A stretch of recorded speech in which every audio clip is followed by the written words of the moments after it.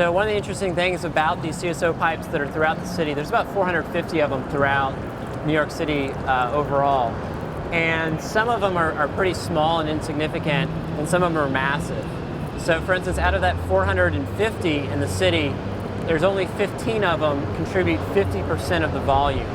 So there's a big disparity between, you know, the wealthier getting wealthier or something like that. But the ones at the top are really contributing the most sewage to the water.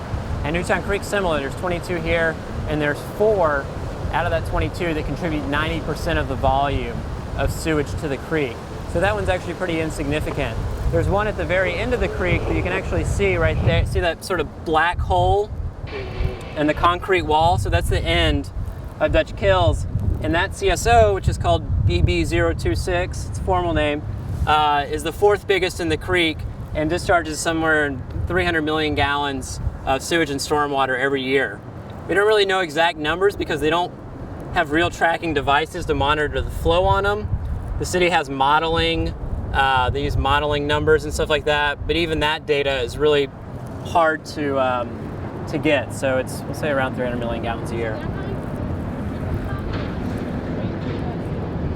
It comes straight from the city. So when it rains, you get stuff goes to the treatment plant and then it hits capacity, and then the rest of the system basically gets backed up and it has to come out of these pipes.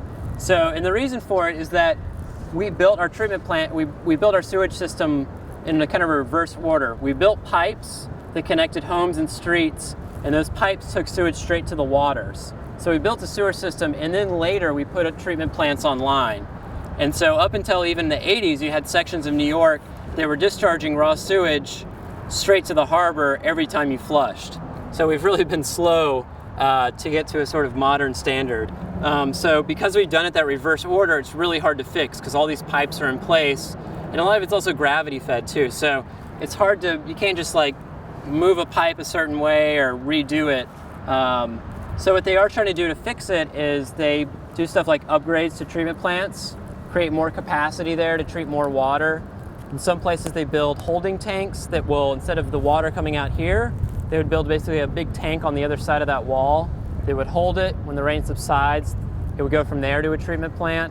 But all these sort of gray infrastructure solutions are really expensive, take a lot of space, and they also don't really, they only function when it's raining, so the rest of the time they're kind of underperforming or sitting empty.